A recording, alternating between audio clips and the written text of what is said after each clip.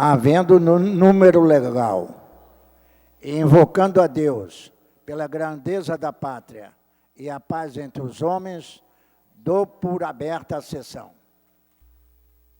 Convido o nobre vereador, primeiro secretário, doutor Jairinho, para proceder à leitura da ata da sessão anterior.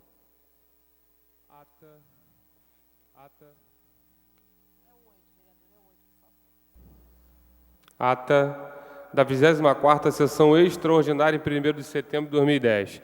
Presidência do senhor vereador Jorge Felipe, presidente. Às 18h09, com a presença dos senhores vereadores Jorge Pereira, Jorge Felipe, doutor Jorge Manaia, Roberto Monteiro, doutor Jairinho, Paulo Messina, Ivani de Mello, Alfredo Serquis, Patrícia Murim, Stepaner Cercian, João Mendes de Jesus, doutor João Ricardo, Paulo Pinheiro, Carlos Caiado, Luiz Carlos Ramos, Eliomar Coelho, André Gouveia Vieira, Renato Moura, Tereza Berg, Alexandre Serruti, Tio Carlos, Jorginho da SOS, Jorge Braz, Tânia Bastos, Aspaza Camargo, Adilson Pires, S. Ferraz, Leonel Brizola Neto, doutor Gilberto, Rubens Andrade, Lilian Sá, Márcio Pacheco, João Cabral, Raymond, Carlos Bolsonaro, Vera Lins, Eider Dantas, Ben Cardino, Elton Babu, Marcelo Piuí, Rosa Fernandes, Nereide Pedregal, Chiquinho Brazão, doutor Carlos Eduardo, doutor Fernando Moraes, Fausto Alves, assume a presidência o senhor vereador Jorge Felipe, presidente. Encerra-se a sessão às 18h27. Aprovada a ata, passa-se ao grande expediente. Não havendo orador inscrito, a presidência franqueia a palavra. Não havendo manifestação por parte dos senhores vereadores, a sessão fica suspensa até às 15h40. Está suspensa a sessão.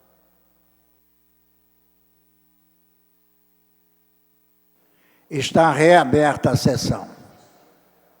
Terminada a primeira parte do grande expediente, passa-se a segunda parte.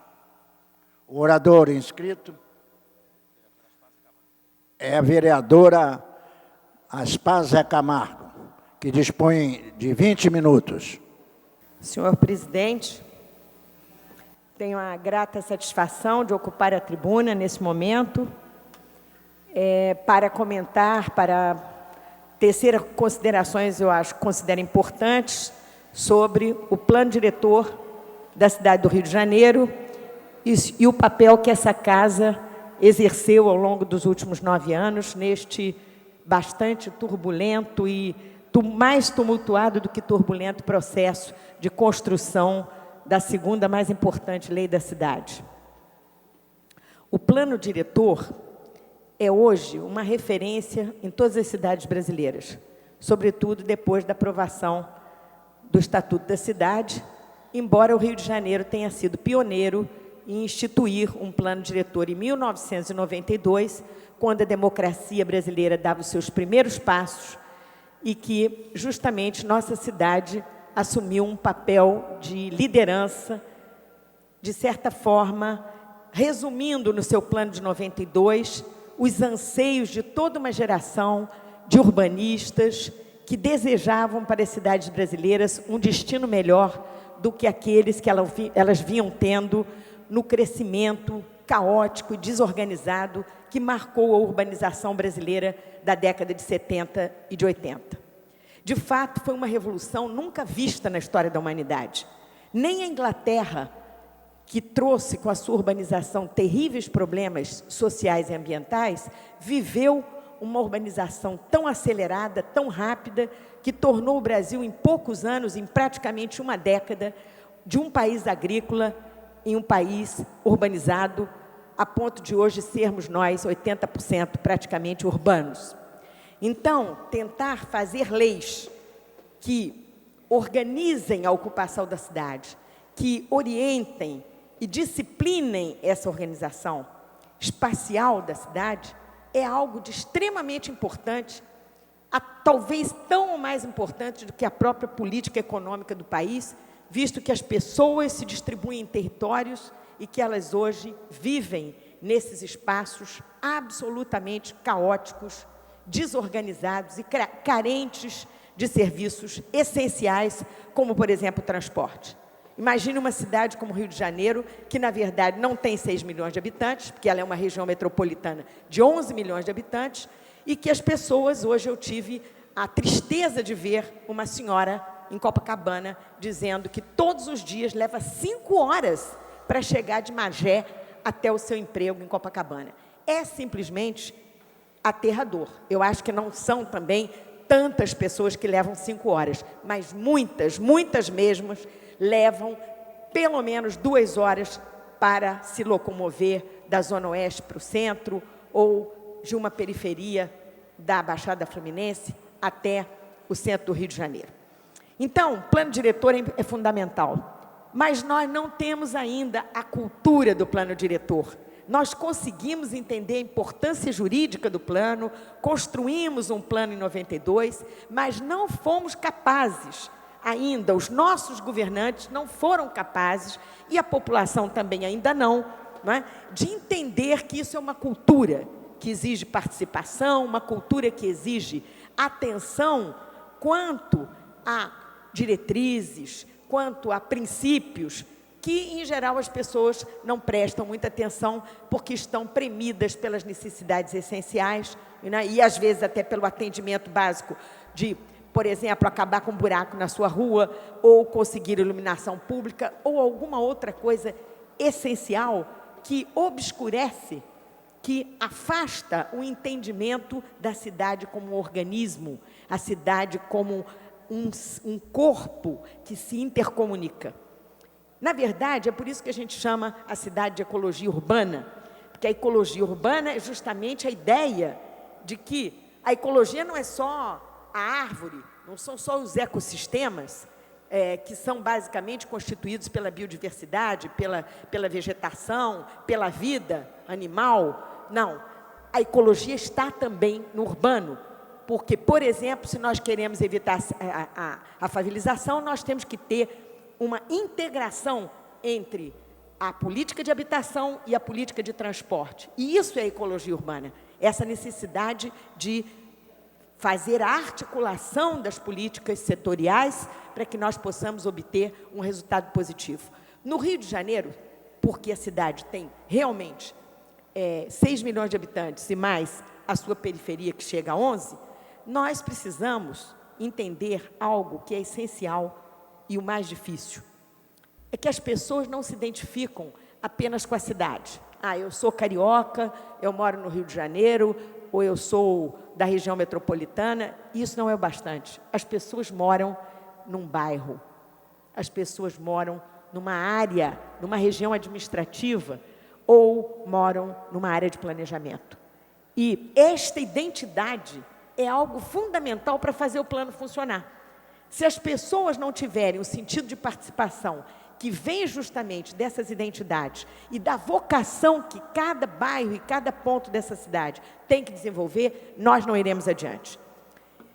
Mas eu queria também aqui fazer um comentário importante de caráter político para dizer o seguinte: tanto se fala mal do Poder Legislativo, e o Poder Legislativo, no caso do Plano Diretor, da revisão do Plano Diretor de 92, que está aí circulando desde 91, teve um papel decisivo.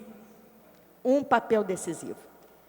Em geral, nós sempre criticamos porque o plano foi uma colcha de retalhos, um primeiro projeto que foi enviado e rejeitado, porque foi construído por uma procuradoria completamente isolada de tudo e de todos.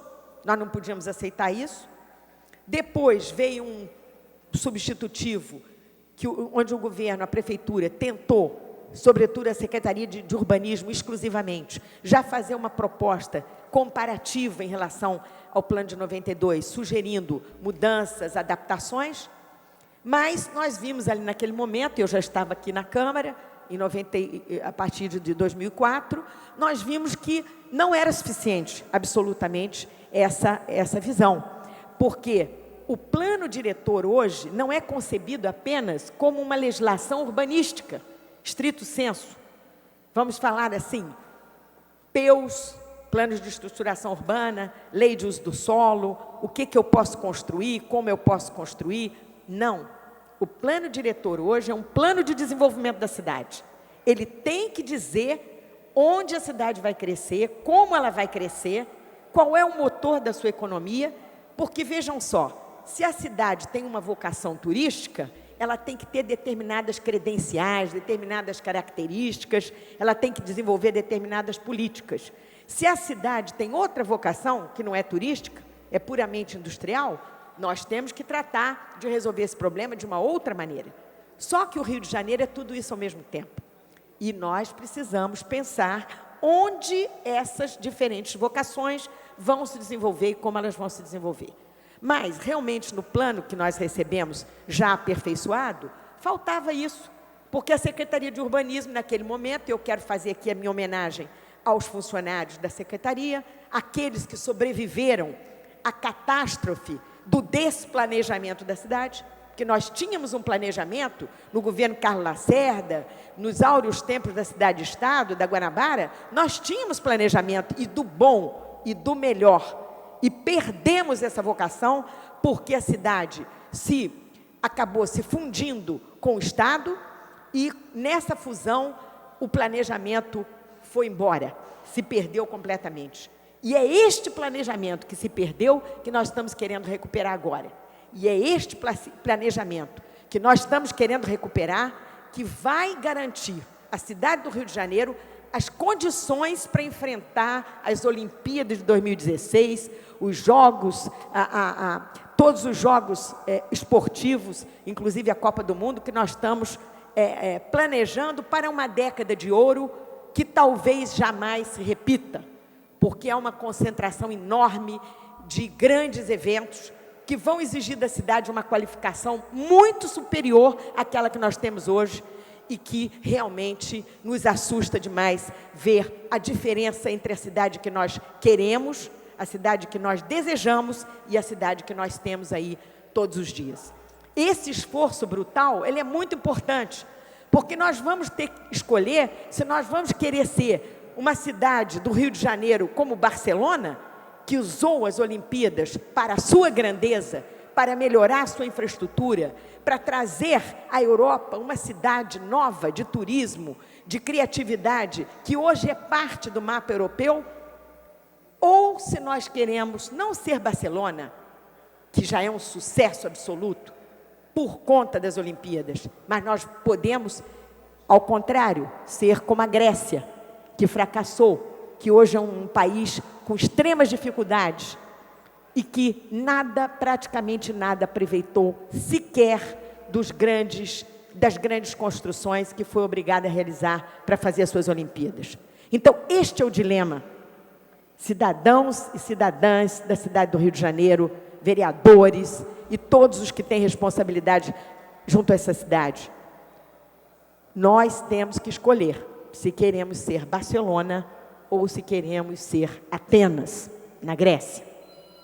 Porque a diferença é muito grande e a experiência que nós tivemos com os Jogos Pan-Americanos, que algum bem fez à cidade, mas foi muito aquém do que nós precisávamos e do que nós desejávamos, e nós não podemos mais repetir essa situação deplorável.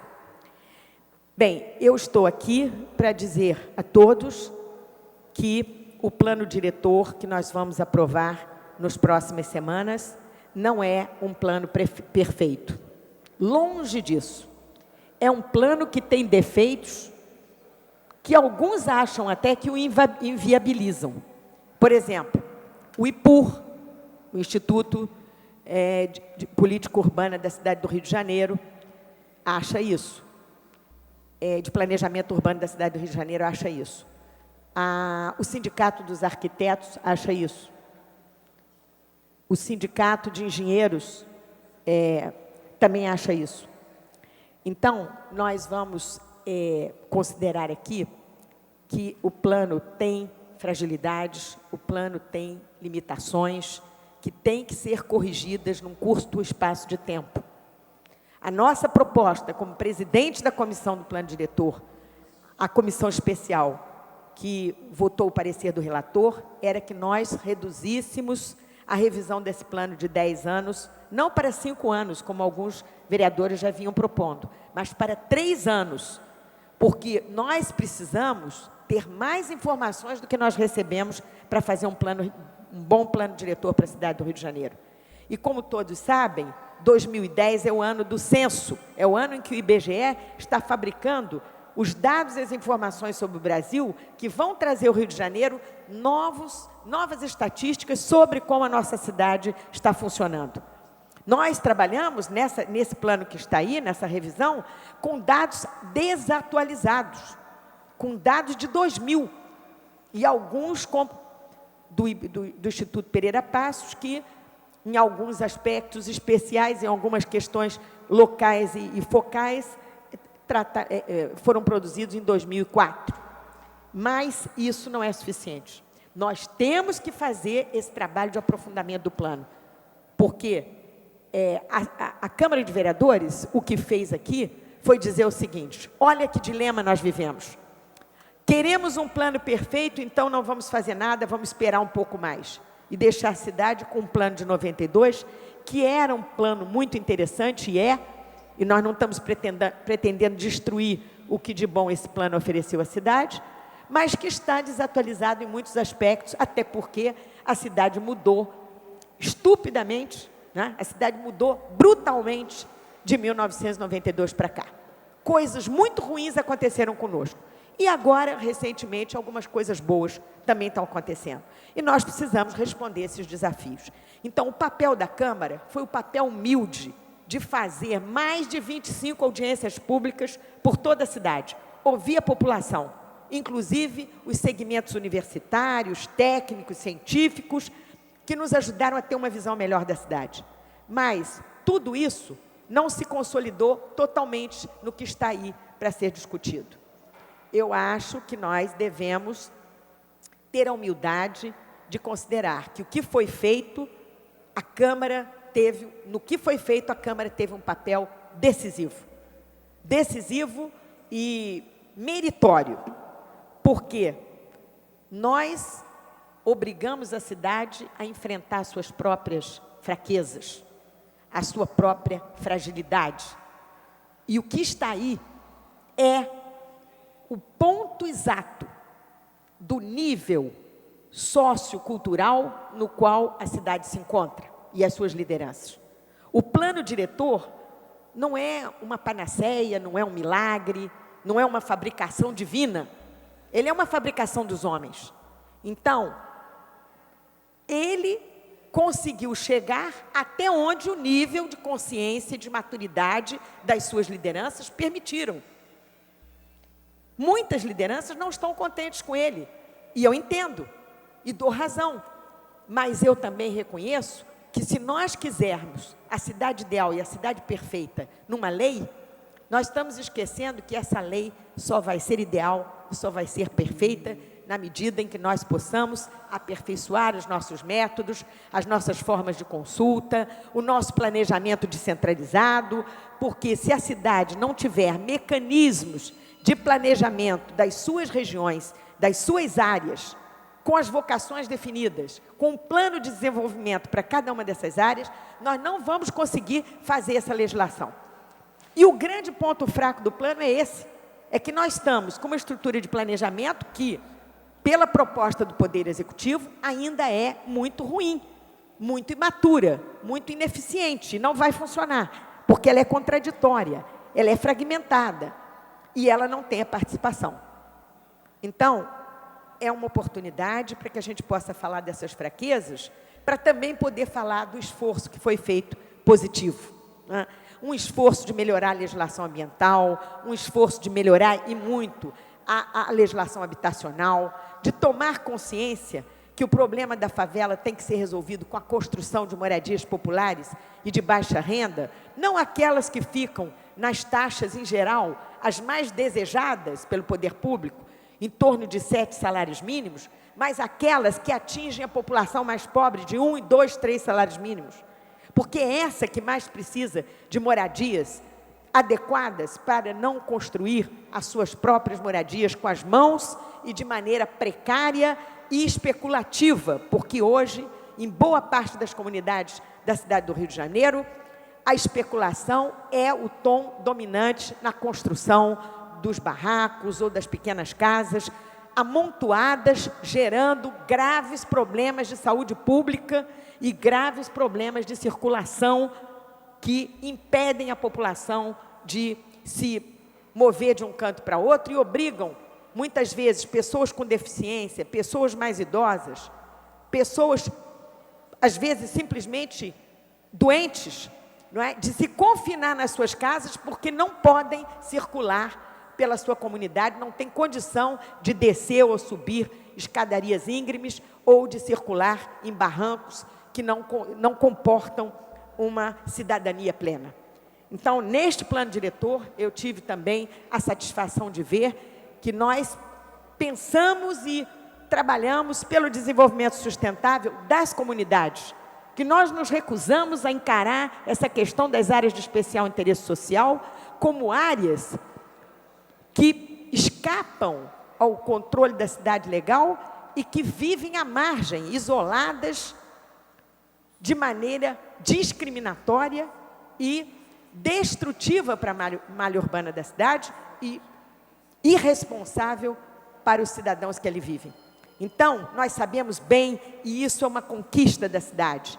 De 1992 para cá, nós tivemos um aumento na consciência coletiva e um consenso se formou em cada bairro dessa cidade, que ninguém deseja mais que o bairro esteja isolado da sua comunidade vizinha e que as pessoas que moram porta a porta, às vezes, lado a lado, não se comuniquem e cada uma tem um tratamento diferente, urbanístico, social e tudo mais, que nós sabemos que tem que ser igualitário, que tem que ser socialmente justo. Então, exercer a equidade, dar equipamentos urbanos a áreas da cidade que estão visivelmente discriminadas. É uma necessidade desse plano diretor que só podemos conseguir se conseguirmos casar o plano diretor com a lei do orçamento, casar o plano diretor com o planejamento, o PPA e com todas as leis que regem e regulam a distribuição de bens, a distribuição de serviços públicos na cidade do Rio de Janeiro. Eu fiz um voto em separado nesse plano, porque achei que algumas coisas importantes que a cidade já reconhece como prioritárias não foram consideradas pela comissão.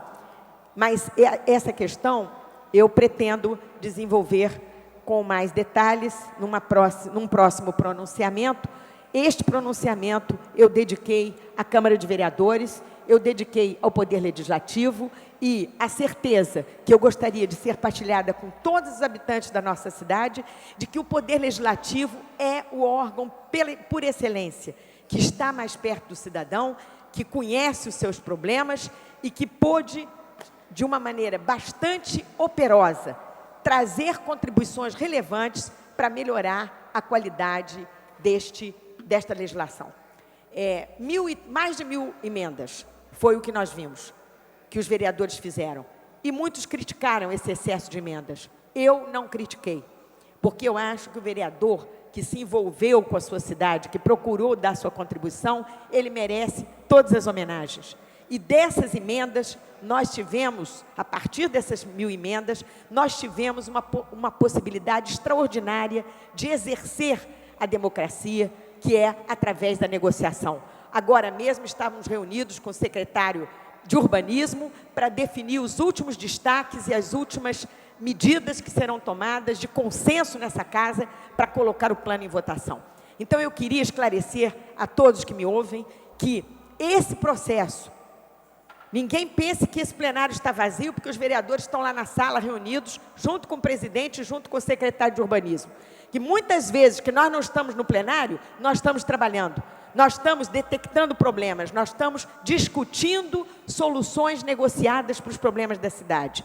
E ai da democracia que não leve a sério a importância desse processo, dessa representação, dessa contribuição que a Câmara de Vereadores está dando e que foi extremamente relevante em momentos difíceis, em que o Poder Executivo virou as costas para o plano diretor, virou as costas para o planejamento da cidade, ignorou as suas necessidades, as suas premências e as suas prioridades. Estamos, portanto, com a esperança de estar inaugurando uma nova era, onde nós vamos ter não só um plano diretor, mas uma lei de uso do solo, uma lei de parcelamento do solo, um novo código de obras e tudo mais que essa cidade exige. Espaços públicos organizados que já estão constando desse plano diretor, da proposta que vamos aprovar aqui em plenário. Então, foram muitas as mudanças e muitos os progressos que fizemos. E eu quero registrar aqui que, humildemente, declaro que os erros e as deficiências do plano diretor, sobre os quais vou falar num próximo pronunciamento, não devem nos inibir de reconhecer a importância desse trabalho, a urgência desse trabalho e a necessidade de ter, finalmente, uma revisão aprovada por essa Casa para que a cidade possa usufruir de novos tempos. Muito obrigada. Terminado o tempo destinado ao grande expediente, não havendo matéria a ser examinada, no prolongamento, passa-se a ordem do dia.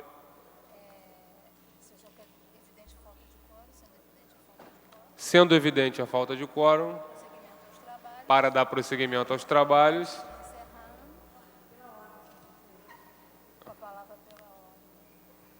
com a palavra pela ordem, vereadora Tereza Berger.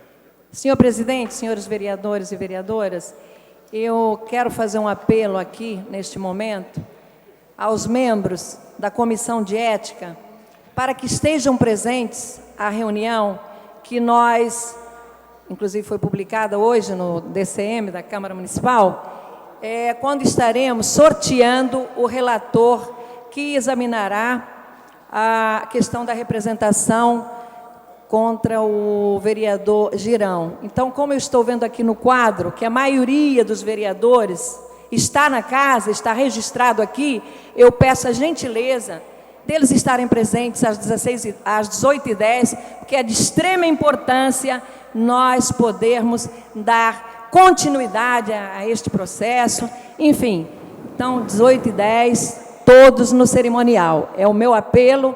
E vou passar para um outro assunto também, senhor presidente, um assunto que me preocupa muito, que eu estou aqui na presença do vereador Paulo Pinheiro, que é uma pessoa tão conhecedora dos problemas sérios que vive a saúde no Rio de Janeiro, e eu não poderia, neste momento, deixar de dar uma satisfação, principalmente aos moradores do Pavãozinho e Cantagalo, onde na região foi recentemente instalada uma clínica de família, né, o antigo PSF, não é isso?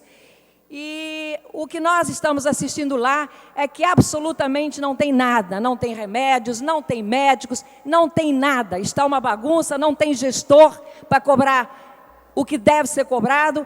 Então, a população está fazendo um apelo, inclusive me pediu para que fizesse uma audiência pública aqui nesta casa e a questão fosse discutida. Porque a questão das OS, o vereador Sotem tinha toda a razão, realmente não está funcionando. O que nós temos recebido de denúncias, de reclamações dos moradores, e os remédios, então, nem se fala. Anteontem estive também em Cordovil, na Cidade Alta, um posto médico totalmente abandonado, medicação de extrema necessidade para a glicose, não é? Não tem. Para hipertensão, menos ainda. Então, sumiu tudo que era remédio dos postos médicos. Acho que está na hora mesmo de nós, aqui nesta casa, convocarmos o secretário de Saúde para dar uma explicação à população do Rio de Janeiro. E também esses responsáveis pelas OSs, porque alguma coisa tem que ser feita. Era isso que eu queria dizer, senhor presidente. Muito obrigada. Requerimento número 136 de 2010, do senhor vereador Stepanir Cessian, requer a mesa diretora na forma regimental a sessão do plenário de Teotônio Vilela no próximo dia 2 de setembro, às 18h30, para a realização solenidade de entrega de medalha de Pedro Ernesto para o senhor Diogo Nogueira. Sendo evidente a falta de quórum, antes de encerrar a sessão, convoco sessão ordinária para quarta-feira, dia 8 de setembro, às 14 horas. Está encerrada a sessão.